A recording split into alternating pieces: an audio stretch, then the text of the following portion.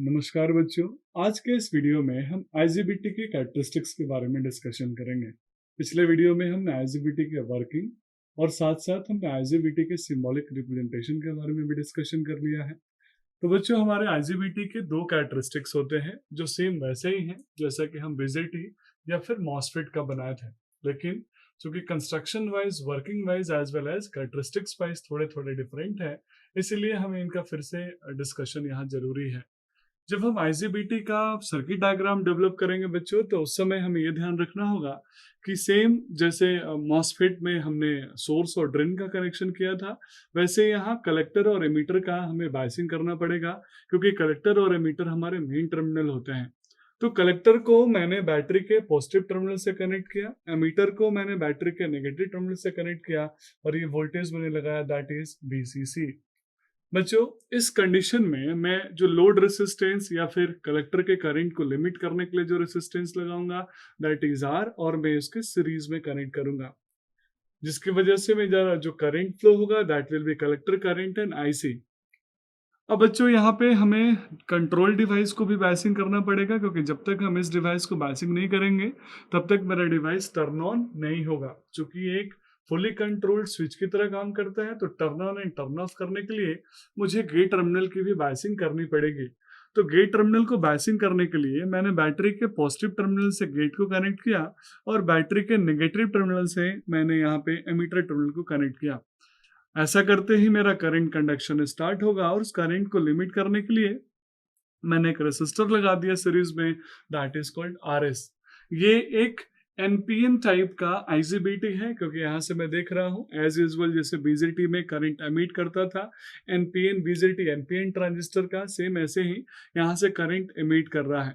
अब मैं वोल्टेज की कैलकुलेशन कर लेता हूं बच्चों। कलेक्टर टू एमीटर के अक्रॉस जो वोल्टेज होगा दैट इज VC, यानी collector to emitter voltage. Similarly gate और एमीटर के अक्रॉस जो वोल्टेज होगा उसको मैं बोलूंगा BGE, यानी गेट टू एमीटर वोल्टेज। अब इन्हीं बेसिक कंपोनेंट्स एंड एनालिसिस के बिहाफ पे मैं आईजीबीटी के दोनों कैरेक्टरिस्टिक्स को ड्रॉ करूंगा। सबसे पहला जो कैरेक्टरिस्टिक्स होगा that will be called transfer characteristics of IGBT. बच्चों, आप सब जानते हैं आईजीबीटी एक पावर डिवाइस है, मींस इसमें high voltage, high current rating, high power handling capacity होती है। इसलिए यहाँ जो भी मैंने वैल्यूज लिया है वो करंट के फॉर्म में एम्पियर में लिया है। नॉर्मल डिवाइसेस में वो मिली एम्पियर में होता है, क्योंकि वो लो पावर रेटिंग की डिवाइसेस होती हैं। बच्चों, यहाँ मैंने आईसी करंट लिया एम्पियर में, यानी कलेक्टर करंट लिया एम्पियर में। मॉसफेट में जैसे ड्रेन करंट लेते थे, सिमिलरली यहाँ गेट टू एमीटर वोल्टेज यानी VG वोल्टेज लिया। ये VG voltage gate to emitter connect किया है, बायसिंग किया है, ताकि हम इस डिवाइस को टर्न ऑन कर सके। या फिर आपको याद होगा पिछले वीडियो में हमने वर्किंग में समझा था कि कैसे हम P रीजन के अंदर एक इलेक्ट्रॉन का चैनल डेवलप करते हैं, और वो चैनल तभी डेवलप होता है जब मैं गेट को एनर्जाइज करता हूँ, गेट टर्मिनल को बायस करता हूँ। तो बच्चों, अगर मैं ट्रांसफर कैरेक्टरिस्टिक्स ड्रॉ करूं, तो स्टार्टिंग में मैं जो VG की वैल्यू बढ़ा रहा हूं वहां तक कोई भी चेंज नहीं है, मींस कलेक्टर का करंट जीरो है। वो करंट इसलिए जीरो है क्योंकि वर्किंग में आपको याद होगा कि जो P रीजन में इलेक्ट्रॉन का चैनल नहीं बना था, जिसकी वजह से इलेक्ट्रॉन्स का चार्ज का मूवमेंट नहीं हो पा रहा, तो सर्किट पूरी नहीं हो पा रही थी। तो एक वोल्टेज, जिस वोल्टेज के बाद मेरा वो चैनल डेवलप हो जाएगा, उस वोल्टेज को हम बोलते हैं थ्रेशोल्ड वोल्टेज। यानी जब VG की वैल्यू थ्रेशोल्ड वोल्टेज की वैल्यू के बराबर हो जाएगी, उस कंडीशन में मेरे डिवाइस के अंदर एक चैनल क्रिएट होगा, और उस चैनल के बाद मेरा इलेक्ट्रॉन, यानी जो भी एमीटर टर्मिनल है, उस एमीटर टर्मिनल से कलेक्टर टर्मिनल की तरफ फ्लो होना स्टार्ट होगा।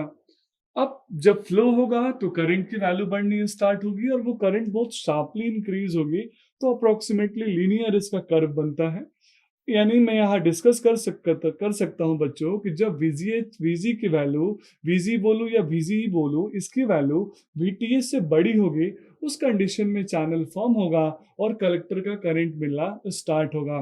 धीरे धीरे कलेक्टर की करंट इंक्रीज होगी, एक टाइम के बाद सैचुरेशन आएगा। तो that characteristics is called transfer characteristics. अब बच्चों, अब हम सेकेंड कैरेक्टरिस्टिक्स की तरफ बढ़ते हैं, उसको हम बोलते हैं स्टैटिक करंट वोल्टेज कैरेक्टरिस्टिक्स या फिर output characteristics of IGBT. Figure number C में आप देखेंगे कि हमने वर्टिकल एक्सिस यानी वाई एक्सिस पे आईसी करंट लिया जिसकी यूनिट एम्पियर है। सिमिलरली हॉरिजॉन्टल यानी एक्स एक्सिस पे मैंने वीसी वोल्टेज लिया। बच्चों यहाँ देख सकते हैं VC voltage collector to emitter के बीच का वोल्टेज है। तो जो कलेक्टर टू इमीटर का वोल्टेज हम यहाँ पे लेंगे, उस वोल्टेज को हम यहाँ पे आउटपुट कैरेक्टरिस्टिक्स या फिर आईवी कैरेक्टरिस्टिक्स के हॉरिजॉन्टल एक्सिस में रखेंगे। अब चेंज क्या करने वाले हैं बच्चों, बढ़ाने क्या वाले हैं, तो हम यहाँ पे जनरली वैल्यू चेंज करते हैं गेट टू एमीटर वोल्टेज का, क्योंकि जब हम गेट टू एमीटर वोल्टेज का वैल्यू इंक्रीज करेंगे तो स्वाभाविक है उस कंडीशन में डिवाइस के अंदर हर कंडीशन में कलेक्टर का करंट भी डिफरेंट होगा। चलिए कुछ कॉमन एग्जांपल लेते हैं। जब मैंने गेट टू एमीटर वोल्टेज नहीं दिया है, यानी यहाँ तक गेट टू एमीटर वोल्टेज का जो वैल्यू होगा वो 0 होगा, इस कंडीशन में मेरा डिवाइस ऑफ मोड में रहेगा, जिसको हम कट ऑफ मोड बोलते हैं, क्योंकि इस कंडीशन में मेरे डिवाइस में टर्न ऑन का मेथोडोलॉजी डेवलप नहीं होगा, एन चैनल के बीच में पी चैनल के बीच में इलेक्ट्रॉन्स डेवलप नहीं होगा। इस मोड को हमने कट ऑफ मोड बोला बच्चों। अब मैं VG की वैल्यू बढ़ाना स्टार्ट कर रहा हूं।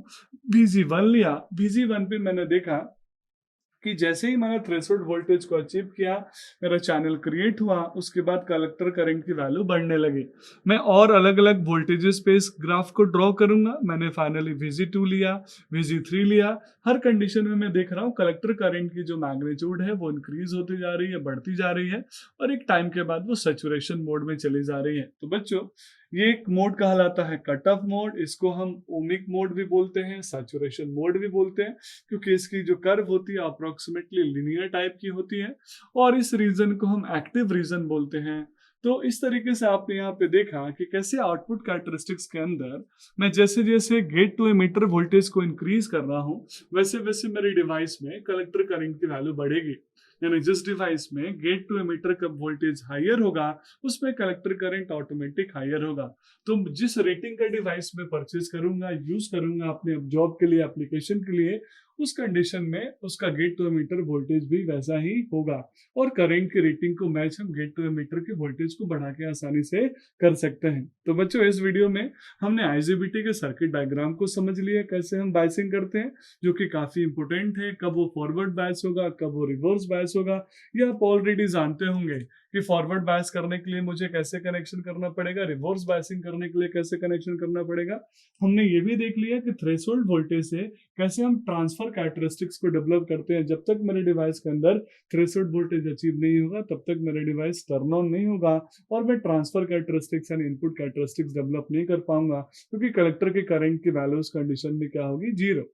सिमिलरली बच्चों आउटपुट कैरेक्टरिस्टिक्स में हमने देखा saturation region, cut off region और एक्टिव रीजन कैसे हम डिसाइड करते हैं। अगर मुझे हाई कलेक्टर करंट की वैल्यू चाहिए तो मुझे रेटिंग के साथ साथ गेट टू एमीटर की बाइसिंग को कैसे बढ़ाना पड़ेगा, इसके वोल्टेज को कैसे एक लिमिट करना पड़ेगा, इंक्रीज करना पड़ेगा, डिक्रीज करना पड़ेगा। तो that's all about today's video. Thank you very much.